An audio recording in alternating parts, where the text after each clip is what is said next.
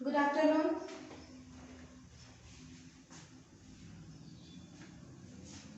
हिमालय का पूरा भाग हमने देखा है। उसके बाद पठारी प्रदेश की शुरुआत हमने की थी। पठारी प्रदेश देखते हुए हमने हिमालयन नदियां भी देखी और पठारी प्रदेश की जो नदियां हैं वो भी हमने देखी। इस साइड की कौन सी नदियां हैं, कहाँ जाकर गिरती है, कहाँ डेल्टा बनाती है, कहाँ ज्वारमुख बनाती है, ये सब चीजें हमने देखी। डेल्टा क्या होता है ये भी हमने देखा। आज हम देखेंगे कि ये जो पश्चिमी घाट है और पूर्वी घाट है, यहाँ की विशेषताएं क्या है, इनका विस्तार कैसा है।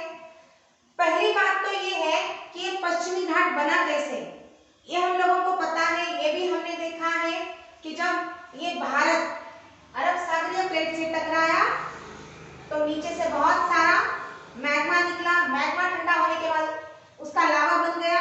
यहाँ पे लावा बना। लावा बनने के बाद उससे परत के ऊपर बहुत सारी परतें बनती चली गई और यहाँ पे इस जगह पे ये लावा मोस्टली इस जगह पे ये लावा बिछ गया, यहाँ पे थोड़ा सा ज्यादा। तो बिछने के बाद वहां पे सब काली काली जमीन तैयार हो गई और बहुत साल के बाद घिस घिस के उसकी मिट्टी तैयार हो गई। इसलिए यहाँ पे हम लोगों को काली जमीन ज्यादा देखने को मिलती है। काली जमीन इस पूरे एरिया में हमको काली जमीन ज्यादा देखने को मिलती है। अभी ये जो पश्चिमी घाट है, ये जो एरिया है इसमें पश्चिमी घाट और पूर्वी घाट ये दो ऐसे भाग हैं जो इसकी बाउंड्री बनाती है। किसकी? प्रायद्वीपीय भारत की बाउंड्री बनाते हैं पश्चिमी घाट और पूर्वी घाट। पश्चिमी घाट के जो ये पश्चिमी घाट जो है वो थोड़ा सा ऊंचा है। पश्चिमी घाट जो है वो कंटिन्यूअस है और थोड़ा सा ऊंचा है। कंटिन्यूअस मतलब कहीं भी वो ऐसा, जैसे हमने देखा हिमालय में हमने देखा कुछ एक श्रेणियां कैसे थी, कहीं निकली है, कहीं छुप गई है, कहीं निकली है, कहीं छुप गई है। लेकिन इसका ऐसा नहीं है, ये कंटिन्यूएशन में है। कंटिन्यूएशन में एंड तक आता है और इसका जो विस्तार है वो श्रीलंका में भी चला गया है। श्रीलंका तक इसका विस्तार है। किसका? पश्चिमी घाट का।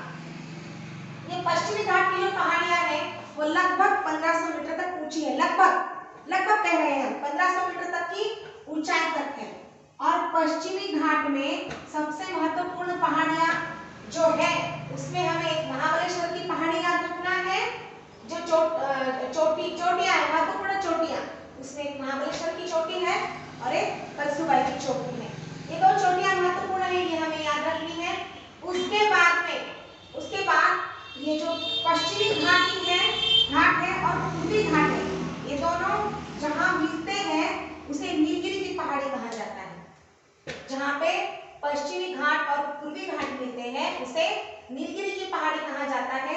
और इस नीलगिरी की पहाड़ी की सबसे ऊंची चोटी का नाम है दोड़ा बेटा। सबसे ऊंची चोटी का नाम है दोड़ा बेटा। किसकी? नीलगिरी पहाड़ी की। नीलगिरी पहाड़ी क्या है? नीलगिरी पहाड़ी है, लेकिन उसकी विशेषता क्या है?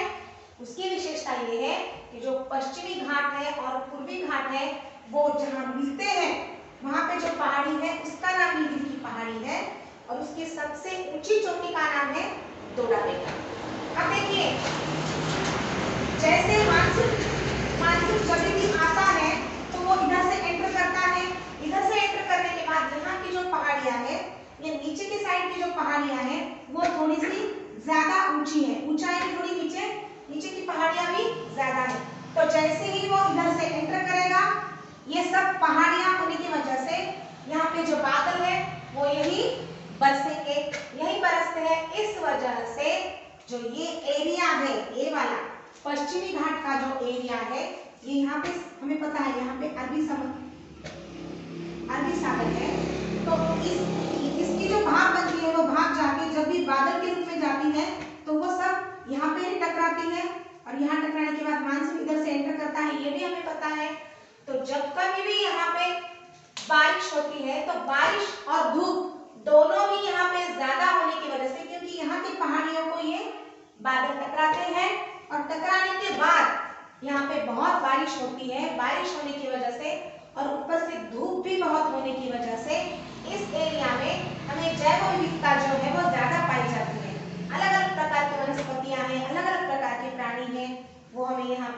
ज्यादा पाए जाते हैं और यहाँ पे बहुत अलग अलग प्रकार के प्राणी और वनस्पति पाए जाने की वजह से विश्व पर्यावरण संगठन ने इस जगह को हॉटस्पॉट घोषित किया है।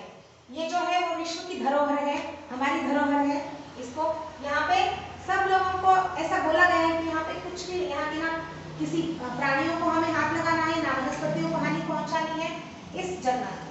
और ये जो पूर्वी घाट है, पूर्वी घाट जो है वो इस जगह के मतलब इस पश्चिमी घाट की ऊंचाई के हिसाब से इसकी ऊंचाई थोड़ी सी कम है, इसकी ऊंचाई ज्यादा नहीं है। 600 से 800 मीटर तक यहाँ की जो चोटियां हैं वो ऊंची है। यहाँ में एक सबसे ऊंची चोटी है जिसका नाम है महेंद्रगिरी। महेंद्रगिरी ये पूर्वी घाट की सबसे ऊंची चोटी है। और यहाँ देखिए जो पश्चिमी घाट की नदियां हैं वो पश्चिमी घाट की नदियां इधर से निकलती हैं। हमने देखा कि जो पश्चिमी घाट है वो मोस्टली ज्यादा कहीं भी उसकी टूट फूट नहीं है। क्यों नहीं है? क्योंकि ये ऑलरेडी ऊंचा है और कंटिन्यूअस है। इसकी टूट फूट क्यों नहीं है? क्योंकि ये ऊंचा है और यहाँ से जो नदियां निकलती है वो नदियां निकलकर इधर जाती है, जो इधर से निकलती है। क्योंकि यहाँ ऊंचाई होने की वजह से ये नदियां इधर नहीं जा सकती, तो इधर जब भी ये नदियां जाती है तो पूर्वी घाट को काट काट के ये नदियां आगे जाती हैं, पूर्वी घाट को काट काट के। इसलिए जो पश्चिमी घाट है वो मोस्टली कंटिन्यूअस है, उसमें ज्यादा टूट फूट नहीं देखी जाती है। और जो पूर्वी घाट है उसमें टूट फूट है, क्योंकि जो नदियां निकलती है वो नदियां पूर्वी घाट की ओर से जाती है और पूर्वी घाट को वो तोड़ तोड़ के आगे चली जाती है।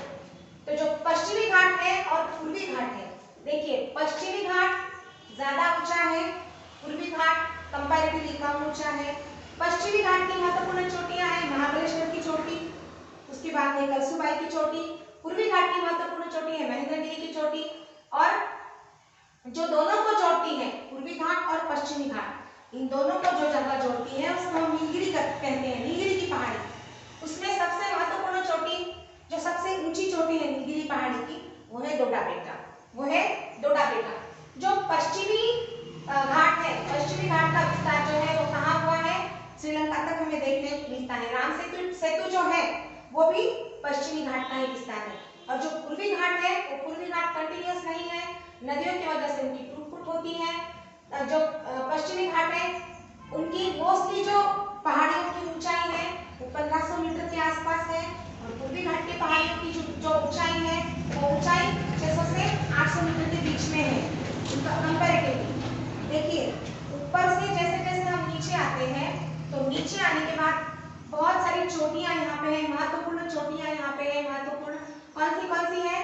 कार्डेमन की पहाड़ी है, उसके बाद एक अन्नामलाई की पहाड़ी है, सेवराई की पहाड़ी है, पालिनी की पहाड़ी है। कौन सी है? एक कार्डेमन की यानी कि इलायची की पहाड़ी है, उसके बाद एक अन्नामलाई की पहाड़ी है, सेवराई की पहाड़ी है, पालिनी की पहाड़ी है। नीचे के साइड में एक जगह और फेमस है जिसका नाम है ऊटी, जहाँ बहुत सारे पर्यटक जाते हैं और जो पर्यटन के लिए बहुत फेमस है। हमने देखा था हिमालय में भी, मध्य हिमालय पर्यटन के लिए बहुत ही फेमस है। लगभग उतनी ही ऊंचाई यहाँ भी आएगी, लगभग ऊंचाई आएगी उतनी ही 1500 से 2500 मीटर तक वहाँ पे ऊंचाई आएगी। और वहाँ पे जो ऊटी है वो ऊटी एक महत्वपूर्ण स्थल है पर्यटन के लिए। उसके बाद ये जो पहाड़ियां हैं, ये पहाड़ियां नीचे नीचे जाते से थोड़ी सी ज्यादा ऊंची होती जाती है। ऊपर की पहाड़ियां ज्यादा ऊंची नहीं है, नीचे की पहाड़ियां जो है वो ज्यादा ऊंची है। अभी पूर्वी तटीय में